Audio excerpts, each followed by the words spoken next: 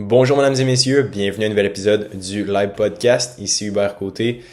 Donc aujourd'hui à l'épisode un peu particulier, j'ai eu la chance d'être interviewé sur un autre podcast, le Ça me parle podcast, et j'ai cru intéressant de le partager sur notre chaîne également parce que je parle entre autres là, de la naissance de Live, de la communauté, de notre startup. Puis aussi, je pense que ça peut intéresser beaucoup de gens. Là. J'ai l'impression qu'il y a de plus en plus de gens qui nous écoutent, qui souhaitent partir leur propre projet ou vivre leur passion comme moi. Puis je pense qu'il y a des outils puis des trucs intéressants qu'on partage à l'intérieur de cette entrevue-là. Donc c'est la première fois là, que je fais quelque chose du genre. Donc on partage un peu l'évolution, nos chiffres et tout. Donc j'espère que ça va vous plaire. Puis également, je voulais vous dire 600 000 merci. Donc, c'est officiel, là, on a dépassé la barre des 600 000 téléchargements sur le podcast. Donc, merci à tout le monde là, qui partage le podcast, qui l'envoie dans des conversations Messenger à leurs amis. Plus on a de partage, plus de gens écoutent, plus on peut aller chercher des gros invités, puis plus on peut faire de recherches. Notre but, là, évidemment, avec Live, c'est de démocratiser les finances, puis de rendre ça le plus neutre possible. Donc, veut pas, grâce à la communauté, c'est comme ça qu'on réussit à rester indépendant, puis à donner vraiment là, les meilleurs outils, les meilleures ressources possibles pour vous permettre là, à tous et à toutes d'investir, de partir vos propres projets, puis de vivre là, de vos passions. Donc, sans plus attendre, je vais lancer cette entrevue-là avec Samuel. Donc, sur ce, je vous souhaite une bonne écoute. Toujours été entrepreneur à la base, mais là, tu as sûrement eu d'autres projets avant. Mhm. Euh, j'ai pas toujours été entrepreneur, mais j'ai toujours voulu être autonome. Donc, ma première entreprise, ça a été dans l'univers du marketing, mais maintenant, avec Live, on a créé ça en 2021. Fait que là, maintenant, ça va faire presque 3 ans. Puis, ça avance bien. Avant ça, c'est ça, j'ai fait un paquet d'autres choses, plusieurs tentatives, j'ai fait beaucoup d'essais-erreurs. Puis maintenant, là, je pense que les gens me reconnaissent plus dans la rue à cause de Live. Mais en effet, là, j'ai un passé avant Live. Puis les finances, depuis maintenant 6-7 ans, ça m'avait toujours passionné, mais j'avais jamais été entrepreneur dans l'univers des finances. Puis Live, là, on dirait que à force d'essayer, ça a vraiment tombé sur le X là, de la passion puis du besoin du marché. Fait que de ce que je comprends, c'est que la passion est au cœur de ça. Fait que si tu fais entrepreneur, idéalement, ça prend quelque chose qui t'est passionné, ça prend un sujet qui te passionne. Oui, absolument. Puis, il y a beaucoup une question de timing. Souvent, c'est négligé, mais c'est certain que ma philosophie maintenant, à travers ma jeune carrière, c'est que j'aime mieux m'adresser à des océans bleus versus des océans rouges où il y a beaucoup de compétition. Donc, c'est certain que si on prend l'exemple de l'EIB, ben, la démocratisation des finances, personne ou très peu de gens le faisaient en 2021. Puis, veut pas, c'est un problème. L'argent, c'est un sujet qui est tabou. Puis, nous, en tant que.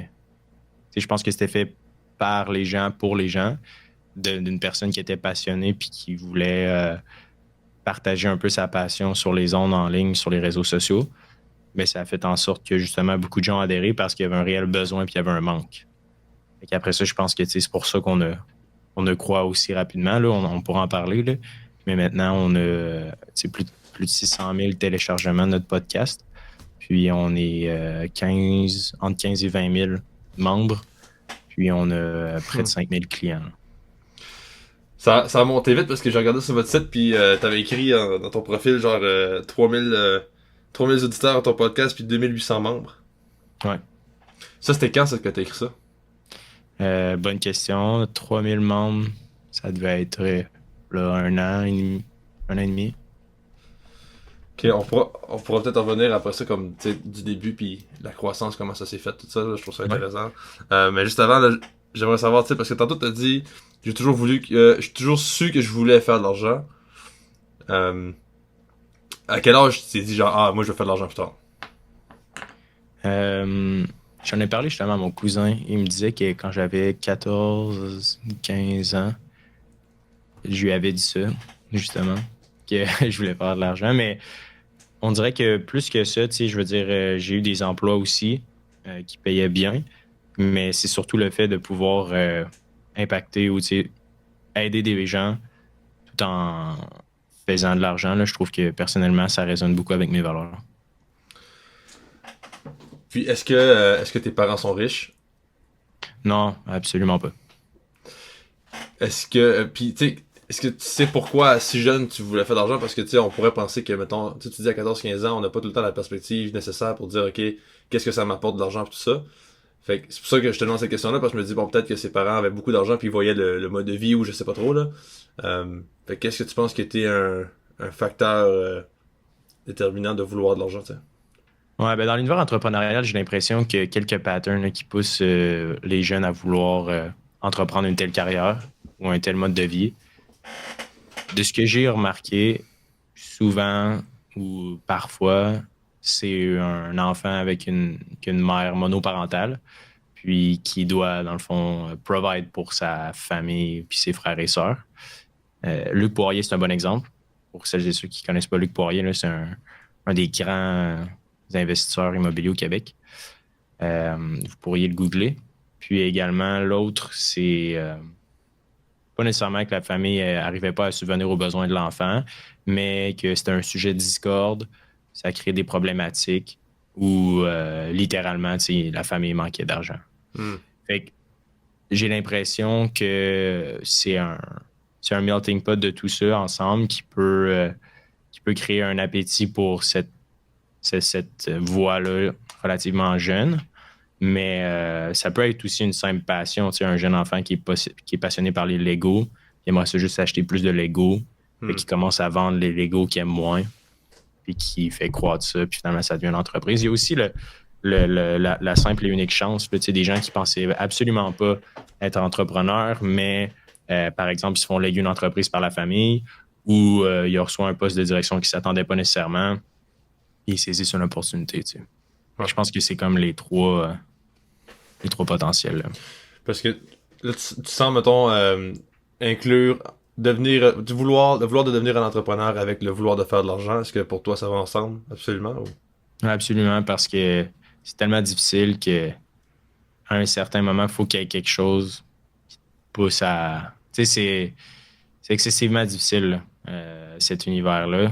C'est une charge mentale titanesque.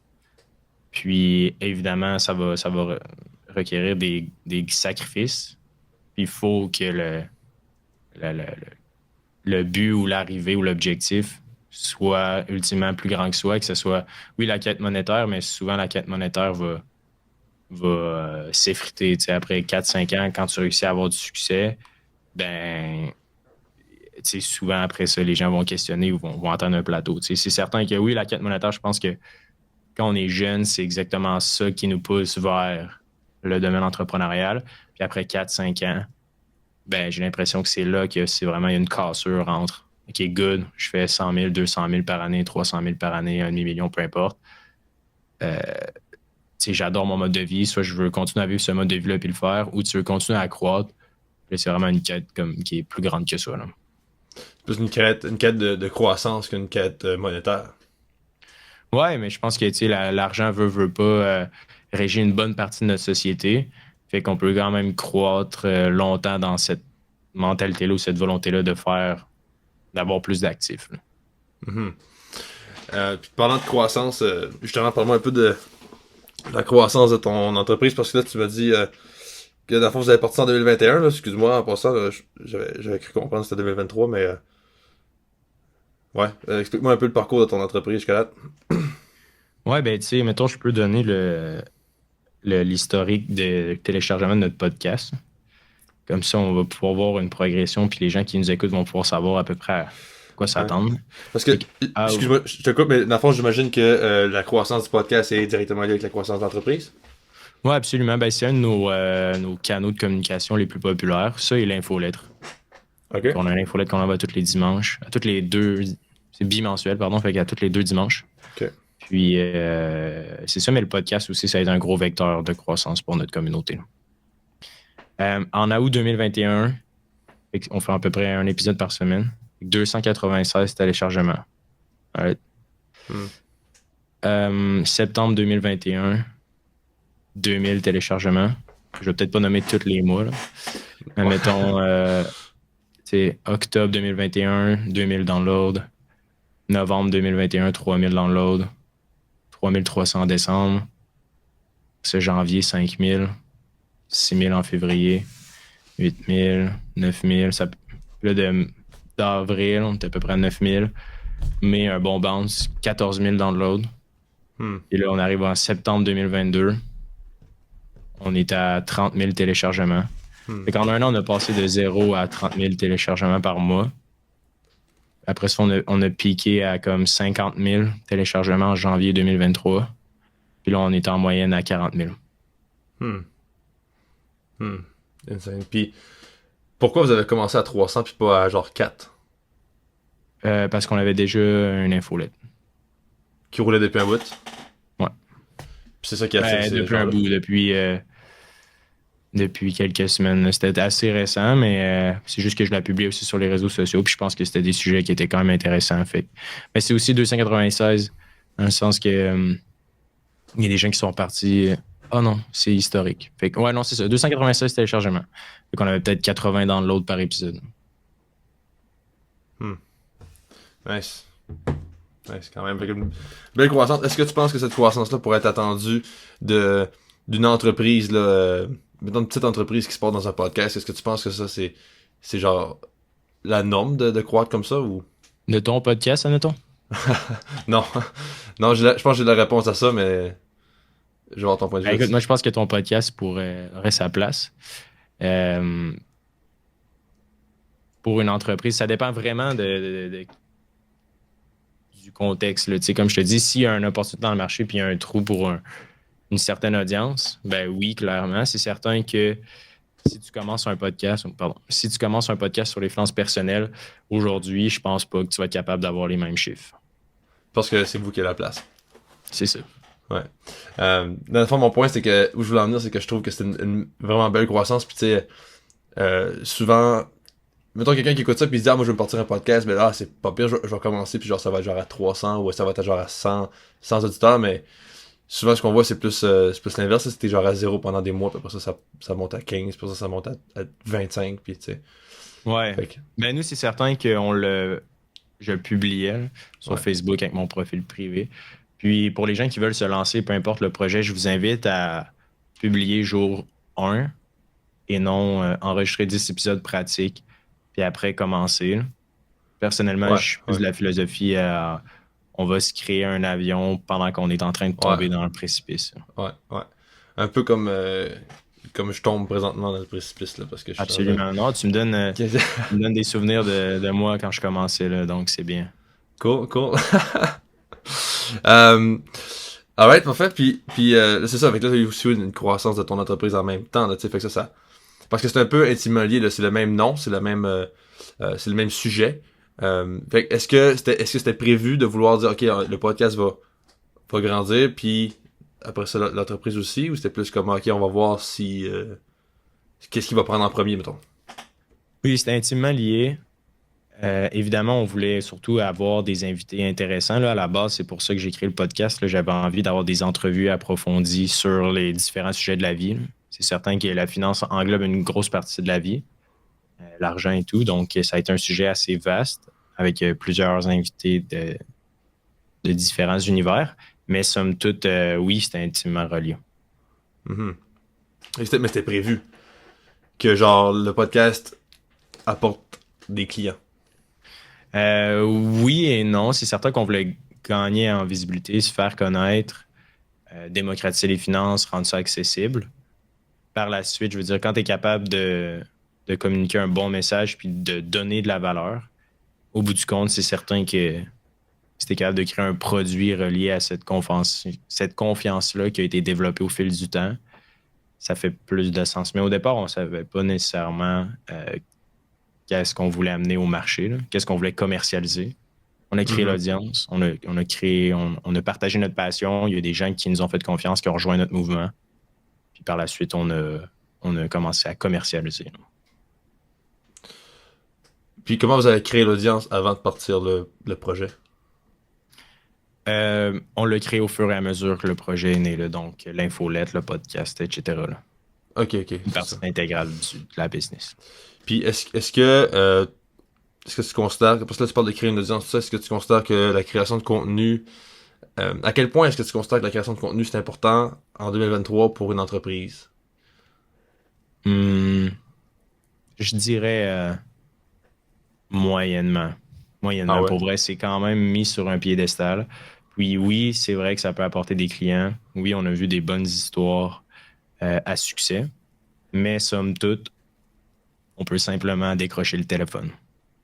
Hmm. Puis faire 150 appels à froid à chaque jour. Puis aller vraiment chercher des ventes beaucoup plus rapides que d'y aller à un parcours sinueux, laborieux, complexe de la création de contenu. J'ai l'impression que les gens sont comme, OK, cool, ça va être le meilleur des deux mondes, je vais être connu, je vais faire de l'argent, puis je vais être libre de mon temps. Mhm. Mais ultimement, d'essayer de faire les trois en même temps, ça va souvent diluer. C'est l'équivalent de courir après deux lapins en même temps. On va en attraper aucun. Fait que souvent, je pense que c'est un peu un mythe, l'univers de la création de contenu. Oui, il y a une opportunité. Ça dépend tellement de ton industrie. C'est dans ton cas, mettons la physiothérapie. On a vu beaucoup de contenu viral de. Je ne sais pas exactement si c'est ce que tu fais. Je m'y connais très peu dans le domaine, mais tu l'as probablement déjà vu, là, les physiothérapeutes ou les. Je ne sais pas si sont physiothérapeutes, mais qui craquent le dos des Ouais, gens. les Kiro, hein. Super populaire. Ouais, les chiro. Tu sais, on a vu des cabinets de chiro vraiment croître énormément là, Ouais. grâce à la création de contenu. La dernière fois que je suis allé voir un chiro, c'est parce que c'était un gars à Québec qui faisait des vidéos TikTok de ça. Tu sais.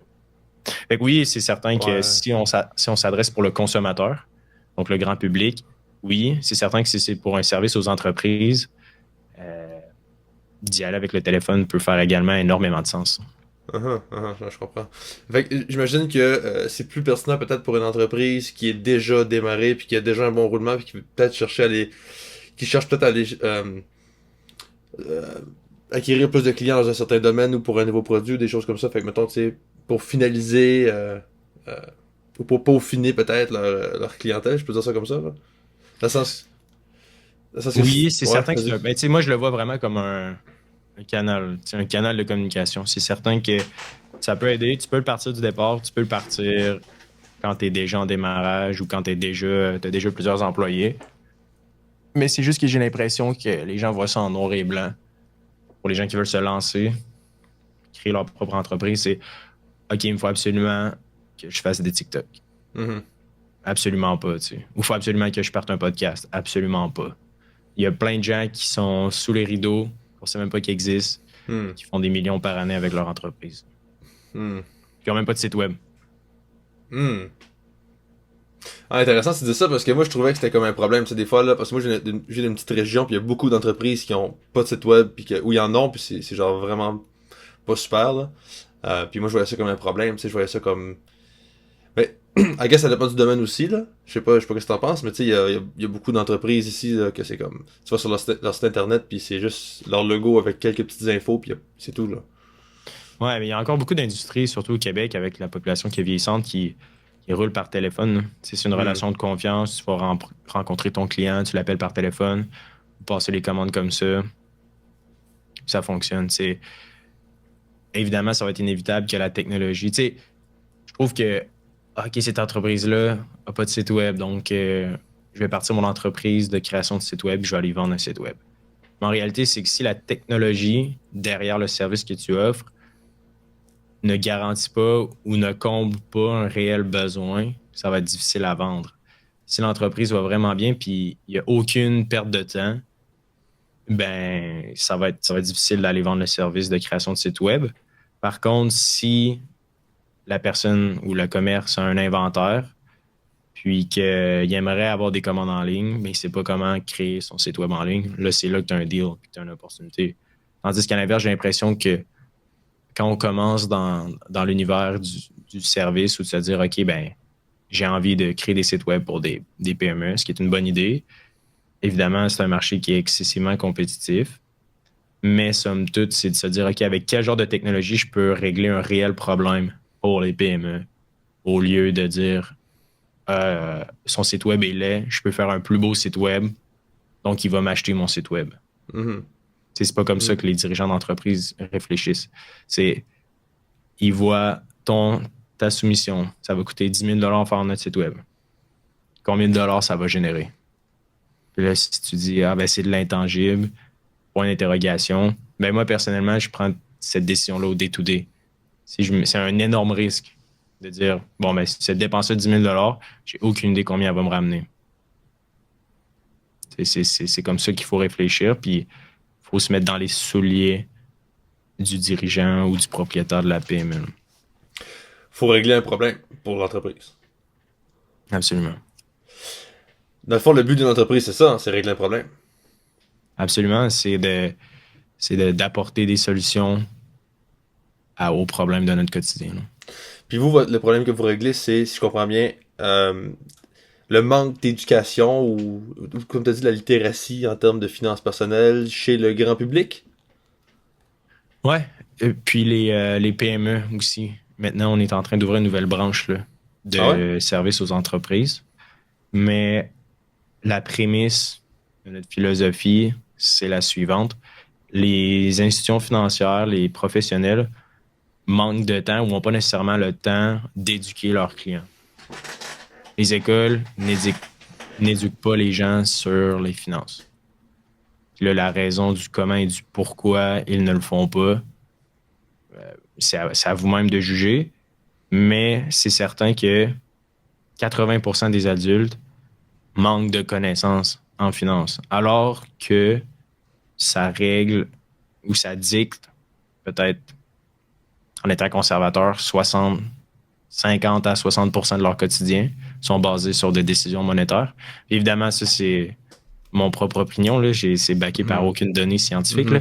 Mais si on est simplement logique, la moitié de tes décisions, du matin quand tu te lèves, le soir quand tu te couches, c'est pourquoi tu vas travailler, pourquoi tu manges ça, pourquoi tu t'habilles comme ça, pourquoi tu conduis ça, pourquoi tu prends l'autobus, etc., etc., etc.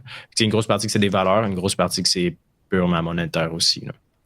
Donc, par la suite, nous, c'est certain qu'on s'est dit, OK, personne a le temps ou prenne le temps d'éduquer la population.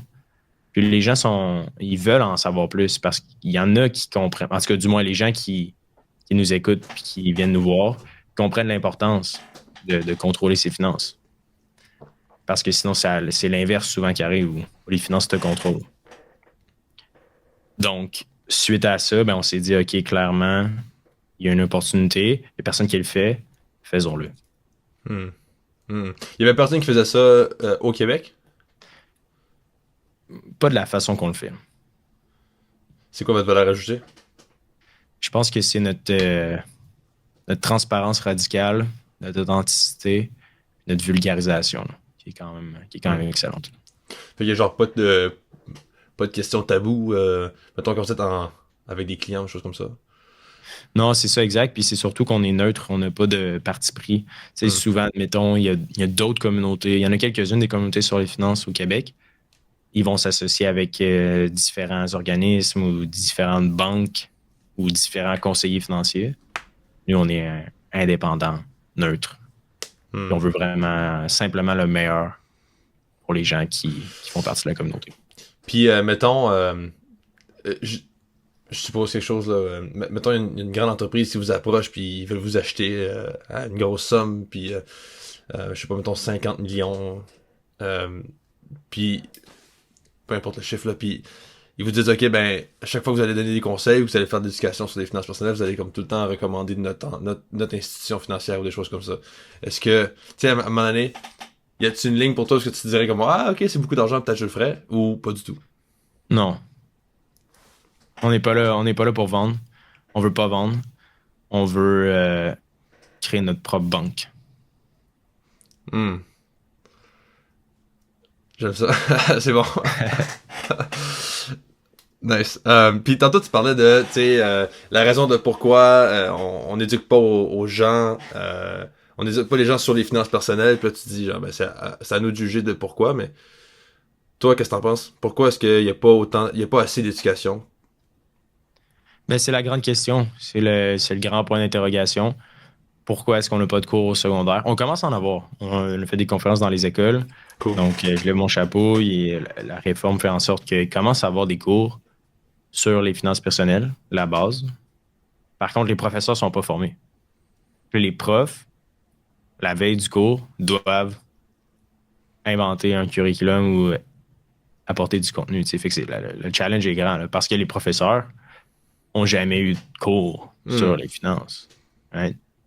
Puis c'est excessivement difficile. Tu sais, mes soeurs sont professeurs, puis je le vois au quotidien. C'est un job qui est très, très, très difficile, peu reconnu pour ce qu'ils accomplissent, puis l'impact qu'ils ont dans le futur de notre société, veut pas, là, c'est eux qui vont former les futures générations.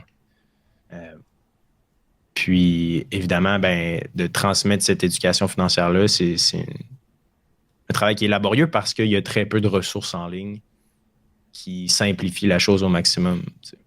Comment on fait? Est-ce que, dans un autre sujet, est-ce que t'es riche? Le salaire moyen au Québec est de 52 000, 53 000.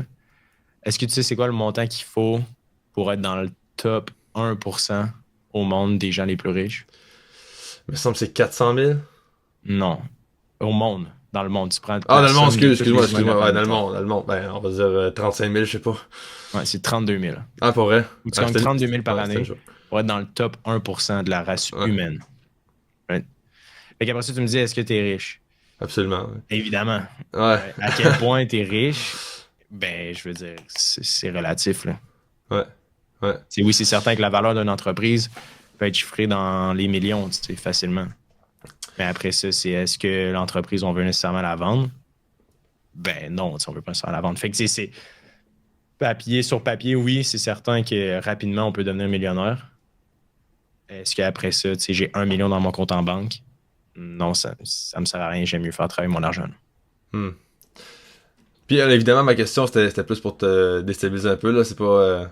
évidemment, je m'attendais pas à un chiffre ou rien de ça, là. Merci d'avoir compris Mais c'est ça, quand même mais... fou quand tu y penses. Ouais. Tu sais, 32 000 par année, t'es dans le 1% de la race humaine. Ouais. Ouais. Ever, hein, je pense. Ben, dans le fond, toute l'histoire, il y avait vraiment pas vraiment... Il y a pas tout le temps eu de l'argent pour calculer ça, mais je veux dire, tu sais... on est quand même les plus Ouais. riches que... de toute l'histoire de l'humanité, là. Ouais, ben, tu sais, c'est ça. Puis, je trouve que ça apporte ta réflexion. Je serais curieux de voir, tu sais, l'indice du bonheur. Je sais pas si ça existe, là. L'indice tu sais, des gens qui se sentent bien, tu sais, versus les années 50 ou les années 1800, etc. Mais quand même, tu sais, on se rend compte que oui, c'est quand même assez unique. Là, on est dans un univers assez unique où ce qu'on a la chance de naître au Québec puis d'être dans le 1% de la société mondiale. Ouais. Sans guerre. Ouais, ouais, vraiment. Puis je suis content que tu dises ça parce que j'ai l'impression que, enfin, justement, tu disais, je sais pas si on est plus heureux qu'on était. Moi, j'ai l'impression que non, là, parce on parle beaucoup de dépression depuis les dernières années, là. Fait que, tu sais, moi, j'ai l'impression qu'on n'est pas plus heureux. Je sais pas ce que toi t'en penses, tu sais, malgré le fait on est plus riche que jamais, puis notre mode de vie est de plus en plus, j'ai envie de dire facile, mais c'est pas nécessairement vrai, là, mais tu sais, il y a plein de technologies qui nous aident à passer à travers notre quotidien, tu sais, de plus en plus, puis je pense qu'on reconnaît pas tout le temps ça, fait que je sais pas ce que t'en penses, là. J'ai l'impression qu'une grande partie du bonheur, c'est vraiment relié à la quête que tu choisis dans ta vie, de mode de vie que tu as en termes d'entraînement, puis les gens avec qui tu t'entoures. C'est certain que si tu t'isoles, tu as une mauvaise santé physique, tu t'isoles dans le sens que tu t'entretiens pas tes relations, tu t'entraînes pas, puis tu n'as aucune quête d'accomplissement ou de persévérance ou de but, ben, c'est difficile de poursuivre dans cet univers-là. Personnellement, j'essaie d'optimiser les trois en ce moment. Là. Souvent, on néglige un des trois, mais personnellement, c'est la formule qui fonctionne pour moi. Écoute, je suis plus un homme d'affaires, là. Je suis loin d'être Psychologue. bon pour ce type de choses-là. Là. Mais somme toute, c'est ma philosophie par rapport à ça. Là. Hmm. Ben, j'ai tendance à être d'accord, là. Je pense à ma vie, puis moi aussi, je pense que c'est trois volets importants, là, mais en tout cas, on a toutes nos façons de faire les choses. Est-ce que tu fais activement du développement personnel? Je le fais à travers le fait de sortir de ma zone de confort, là, comme par exemple essayer de balancer ces trois-là. Avant, c'était vraiment juste les affaires, les affaires, les affaires. Puis là, maintenant, je me suis rendu compte que ça crée une vie très shallow. Désolé l'anglicisme, mais peu profonde. Fait que maintenant, j'essaie de vraiment mieux entretenir ou de mettre beaucoup d'emphase là-dessus, sur les gens que je rencontre, mes amis, ma famille, etc. Puis l'entraînement également physique. Là, ces temps-ci, je suis sur un super bon régime d'entraînement, puis je veux le garder ces trois éléments-là en priorité. Là. Cool. Est-ce que... j'imagine que tu travailles beaucoup, est-ce que je me trompe? Oui, en effet. J'imagine que ça a quand même toujours été comme ça depuis que tu as une vie professionnelle. Oui. Est-ce que des fois, quand tu es dans une autre sphère, c'est-à-dire peut-être plus une sphère relationnelle, par exemple, tu passes du temps avec ta famille, là, est-ce que tu vas te sentir mal? Mal de... En anglais, c'est guilt. Là? Ouais, genre coupable, pas coupable, mais comme si tu devais être ailleurs, puis comme si tu perds du temps. Capable de pas travailler? Ouais. Non, absolument pas, parce que je suis conscient que c'est moi-même qui est maître de mon propre temps. Donc, quand je suis à quelque part ou avec quelqu'un, j'ai décidé d'être avec cette personne-là ou à cet endroit-là, dans ce podcast-là. J'ai dit oui, OK. Puis là, j'étais avec toi à 100%. J'essaie de garder cette mentalité-là avec toutes les choses que je fais. Très difficile parce que je suis TDAH à 100%. Mais somme toute, j'essaie d'être présent au maximum, de ne pas être sur mon téléphone, puis de vraiment apprécier le moment là, au maximum. Je pense que c'est quelque chose que je faisais moins avant parce qu'on est toujours hanté. Personnellement, je pense, puis j'ai plusieurs amis entrepreneurs également ou personnes d'affaires que je connais dans mon cercle qui a ça également, le fait d'être hanté entre guillemets. T'sais, même si on veut pas y penser, on y pense. Ça nous habite. Mais en vivant le moment présent au maximum puis essayer de toujours se ramener dans le moment, ça m'a aidé beaucoup à balancer ça. Uh-huh. Est-ce que au début tu avais plus de difficultés parce que ben c'est une question que on dirait que je te propose une réponse mais parce que moi dans mon cas c'était ça tu sais au début au début de ma vie professionnelle mettons au début quand j'allais à l'université par exemple tu sais beaucoup de travail à faire tout ça puis là je faisais juste prendre du temps pour relaxer ou faire autre chose puis je me sentais mal fait que tu sais là c'est moins pire fait que c'est pour ça que je dis au début mais est-ce que toi c'est aussi le cas parce que Non, je travaille juste à temps que je sois plus capable. Fait que c'est pas... dans le sens que quand j'arrête, mes batteries sont par terre. Là. Fait que j'ai pas le choix de prendre du temps ou d'aller m'entraîner, etc. Là. De toute façon, c'est impossible. Il y a personne qui peut juste travailler sans arrêt. Non, c'est ça. Est-ce que tu y penses activement à ça, dans le sens, quand tu travailles, est-ce que tu dis, OK, il faut vraiment que je me pousse? Mettons, parce qu'il doit arriver des moments où est-ce que tu travailles, puis là, ton cerveau te dit, ben là, je suis un peu tanné, ou c'est... Tu sais, mettons, tu fais la même tâche pendant 3 heures, tu sais, on est fait comme ça un peu les humains, à un moment donné, on se tanne de la tâche, on veut faire autre chose, on est ennuyé, mettons. Est-ce qu'activement, tu te dis, let's go, faut pas que je lâche, je continue dans la même affaire parce que c'est ça qu'il faut que je fasse, ou tu te dis plus comme... ou tu y penses même pas, puis pour toi, c'est juste facile, puis ça y va naturellement. Ouais, c'est intéressant. C'est exactement là que la quête rentre en ligne de compte. Si tu crées des nouveaux besoins ou ton mode de vie change, ben souvent la fin peut justifier tes moyens. Fait que, tu sais, le fait, mettons que ça fait, je sais pas, plus de 100 épisodes qu'on enregistre, ça va, j'ai encore la passion, mais le travail administratif, on le fait un peu moins parce qu'on a des employés pour ça. Mais, tu sais, par exemple, répondre à mes courriels, etc., c'est plus difficile, c'est ennuyant pour moi. Mais je le fais parce que je sais qu'il y a un retour sur investissement direct qui va me permettre de voyager, de chauffer le véhicule de ligne. Bref, peu importe ce que tu as envie d'avoir monétairement. Ou à l'inverse, ça peut vraiment être une simple quête pure et dure que les gens nous écrivent sur notre page Instagram. Ils ont des questions sur les finances. T'sais, souvent, on change la vie des gens, mais pas loin, là, dans le sens que on aide les gens souvent à sortir des dettes, à apprendre à investir. Genre, ça a un gros impact dans leur vie. Fait que de répondre à ces messages-là, ben, c'est gratifiant. Fait que tu tombes un peu moins dans l'ennui. Mais il faut toujours que tu te ramènes à OK, mais pourquoi je le fais? Est-ce que ça a un réel impact? Si ça n'a pas d'impact, ben souvent, c'est un bon signe que tu peux l'automatiser là, ou le déléguer. Si c'est vital puis tu vois que ça a un impact, même si ça t'ennuie, pense à ta quête. Intéressant. Puis, est-ce que ça t'arrive des fois euh, d'échouer à suivre la quête, justement? Absolument. Absolument. Est-ce que ça t'arrive fréquemment? Parce que tu me sembles super déterminé puis discipliné. Puis j'ai hâte de voir un peu ton point de vue par rapport à ça. Comment tu vis ça? Est-ce que ça t'arrive encore de dire, OK, là, aujourd'hui, j'ai procrastiné, mettons? Tu as déjà vu une charte en bourse? Un graphique boursier? Ouais, OK, ouais. Euh, c'est exactement ça. Là. On a le opening, on a la journée d'ouverture, la journée de fermeture. Puis, peu importe la façon que tu le vois, c'est toujours, il y a toujours des hauts et des bas dans une journée. Là. Puis, on peut perdre la quête facilement de vue. C'est juste important d'essayer de garder le cap au bout du compte. C'est comme un bateau qui avance à travers l'océan. Tu vas dévier de ta trajectoire, c'est inévitable. C'est juste d'essayer de garder le cap le plus possible. Puis, à quel point est-ce que, il y a des gens qui pourraient prendre cette mentalité-là puis l'utiliser à leur avantage pour justifier leur lâcheté, mettons. Je te donne, mettons, j'explique un peu plus, là. Mettons, quelqu'un est super lâche, puis à toutes les fois qu'il procrastine, il dit, bah, tu sais, c'est pas une bonne journée, mais il y a des hauts et des bas, c'est normal, il y a des hauts et des bas, puis aujourd'hui, je suis dans le bas. T'sais, à quel point est-ce qu'il faut que cette personne se dise, OK, mané, comme je peux pas juste tout le temps être dans le bas, faut que j'avance aussi. Faut que j'aie des bonnes journées aussi à travers de ça, tu sais.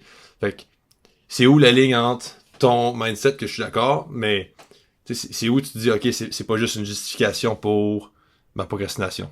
Comment ça pour déterminer que c'est pas une justification, mettons? Je pense que c'est bon d'écouter son corps. Moi, de la façon que je le vois, c'est pas mal une jauge de batterie. C'est certain que si t'es vraiment... t'as très peu d'énergie, tu as besoin vraiment de recharger, de prendre une semaine off, prends-le. Bien souvent, j'ai été coupable de justement pas prendre cette semaine-là. Mais somme toute, c'est certain que c'est pas fait pour des gens qui sont pas capables de se motiver par eux-mêmes.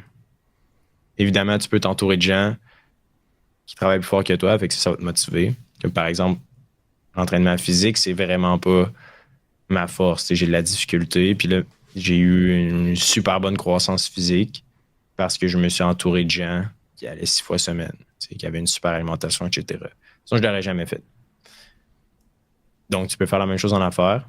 C'est certain qu'il faut que tu sois en mesure d'amener quelque chose à la table, mais c'est certain que c'est pas pour les...